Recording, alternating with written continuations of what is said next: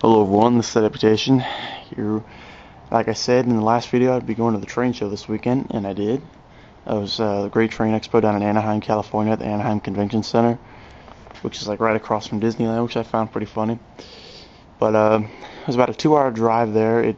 The train show was 10 to 4 today. It was 10 to 5 on Saturday. But I think we left our house around like 10:20, and we got there around 12, so it was pretty good timing. And I really love it there. I saw a lot of the same layouts as last time. I don't really think anything was different. I obviously saw some things that moved there, but I really loved it there. It's always a lot of fun going there. And like I said, I knew I'd be leaving with an engine or two, and that's the exciting part about it. And what you're looking at here is my two new engines, a Roundhouse or MDC 060, painted in the Weyerhaeuser Timber Company. It's number 9, as well as an athearn ST70. Pretty sure. My brother bought this for $50, and that was a really great deal. We just test ran this thing. You can't even hear a noise from it. I'll test it later, but how do they make it that quiet? Like seriously, you don't hear a single noise from this thing. But yeah, the problem with the 060, I noticed the people I bought it from, we knew from somewhere, because last year at the train show I bought a Roundhouse tender from them, the same people, and then that tender is oh my bad, it's a 709's tender. I gave it to her and I painted it afterwards, but I got it from them and I totally forgot until I started realizing some of the same things I remember seeing the years before. Then the lady, when I went up to pay, she remembered me. So then we were all like, oh yeah, we remember buying stuff from you all the time. And then when I bought this engine, they had so many nice engines. They had a couple hundred diesels, I swear to God, and probably about 20 steam engines or so scattered. A lot of them, I think 3 of them were Montua 040s, 2 Montua 060s, about a ton of Rivarossi engines, like a 484 and a couple 282s and a couple Malays. But so many nice engines they had there. What I really wanted about this one is because on eBay I've seen a lot of these, and I always wanted to get one before. So I was really excited. I paid $45 for this, which is a pretty hefty price, but to me it's worth it all day. The problem, like when I bought it, me and my brother bought both of our engines. We went to the test tracks. They have free test tracks there. I went to go test them.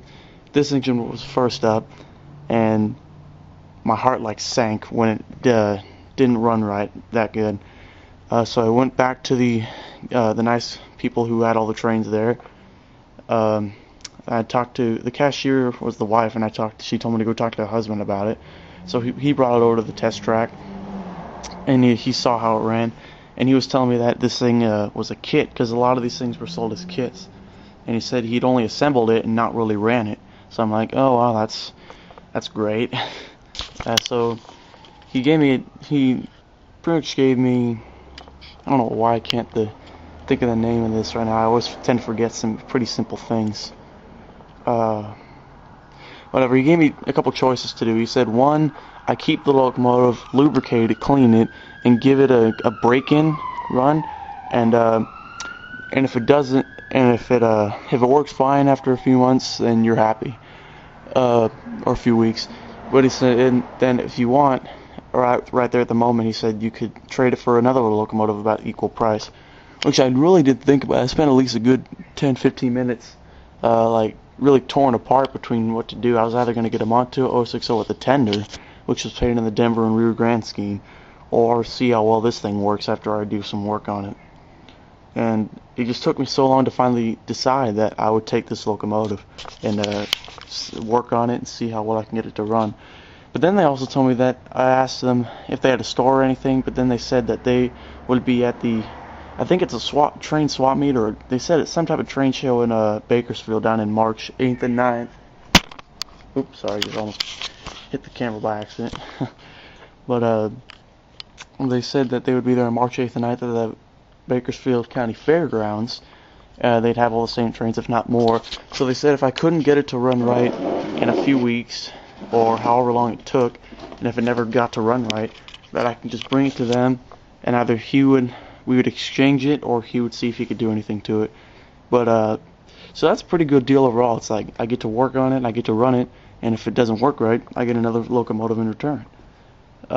So I'm happy with this thing, and I've been cleaning and lubricating it like past few hours that I've had it.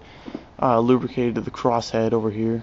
Both, you can see above it, I got a toothpick, and he told me I could use WD-40 on it. So I use WD-40 for oiling the gears inside diesel locomotives, Atherns especially. You just pop open the bottom trucks, spray, like, there's about 3 or 4 gears in there, so I spray little shots on each gear, and it makes them really quiet and really smooth, so that works. And so I sprayed a little bit on the toothpick, like he told me to do, and got on the crosshead and basically the main valve.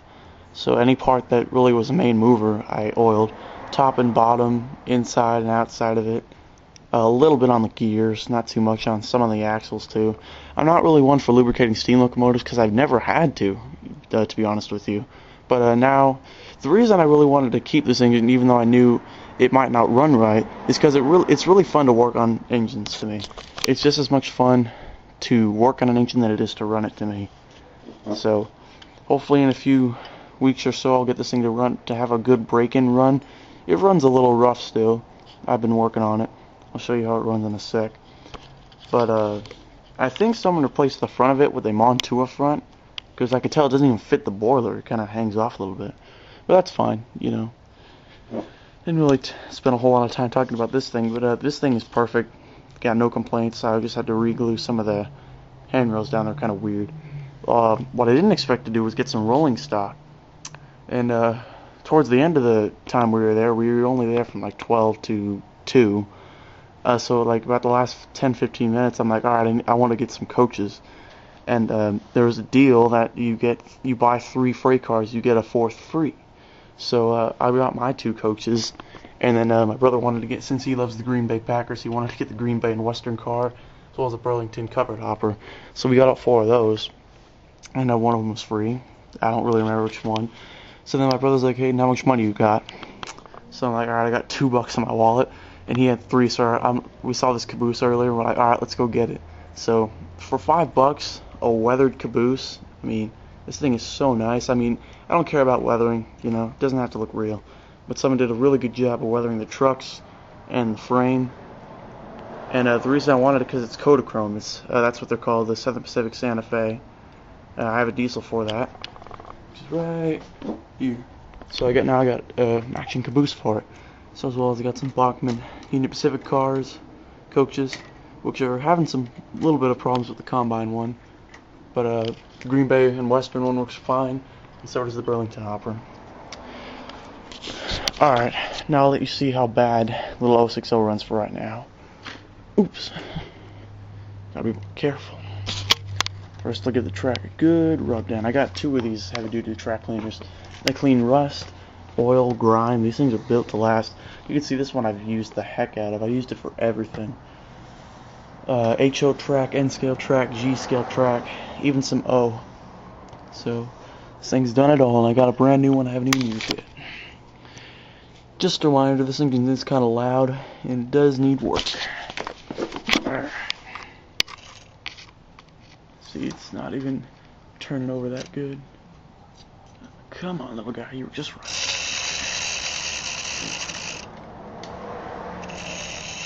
See, reverse, it actually shows a lot more signs of good use.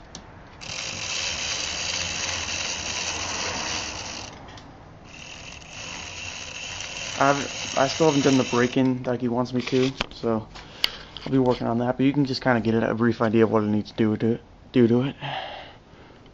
Alright, now time for the really quiet Athearn ST70. You know, I don't care about all the letters I'm leaving out with just ST70. I'm not picky, and I'm not, you know, I'm not one of those people who has to name it correctly. See, look, you can't even hear a sound. And I don't even have cork roadbed. Man, just can't believe that Athearn made this. And for only $50 too. The deal was you either get 1 for $50 or 2 for $100, which isn't really a deal. but these things could be worth way more than that.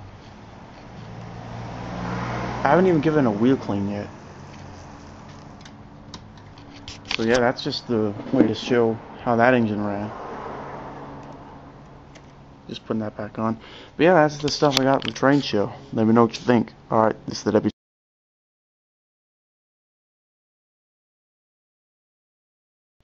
Hello everyone, this is the Deputation. Like I said, just here to show you. Remember my MDC, or Roundhouse 060. Like I said, I was having some problems, but then I took off the shell because I started to notice this red wire was starting to come apart from its electrical attachment right here. And so I decided, alright, that could be the problem. So I removed the shell, this is probably one of the easiest locomotives I've ever seen to work on. Because all I did was remove this one boiler screw, and then the whole locomotive just came right off. So, simple as heck for me. So then I saw the wire was, I'll just show you. See, this red wire is screwed down, it's held down by this flathead screw, and it wasn't on all the way, meaning like the wire was like hanging off the edges and everything. So I thought that could be a possible problem to why it's not running right, but then I noticed that the wire it was coming from, which is right up here. See the wire going up to the wired up to the motor? That was loose.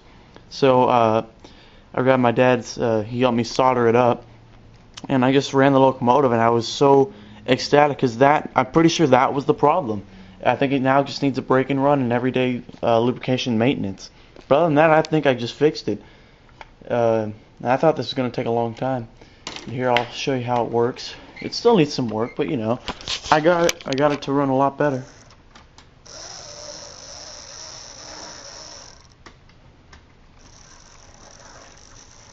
It wobbles a little, but it's not too bad. It doesn't have a hiccup or anything, just wobbles. The reason it wobbles a lot is because there's a lot of weight in the front. Sorry, the back. And the engine has a huge weight, which is mounted right underneath the boiler. It's still inside. It has this big old weight.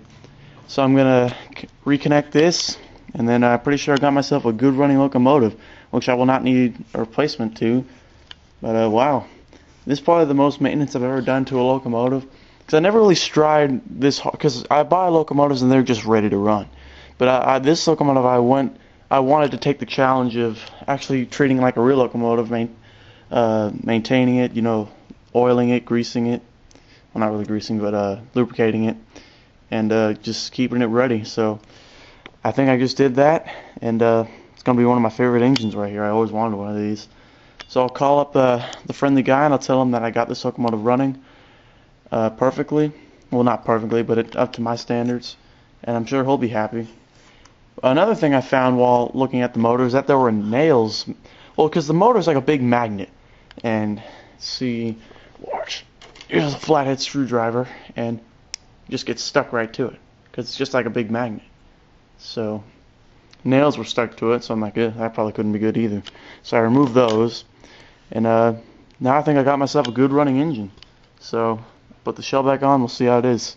All right, this is the Deputation.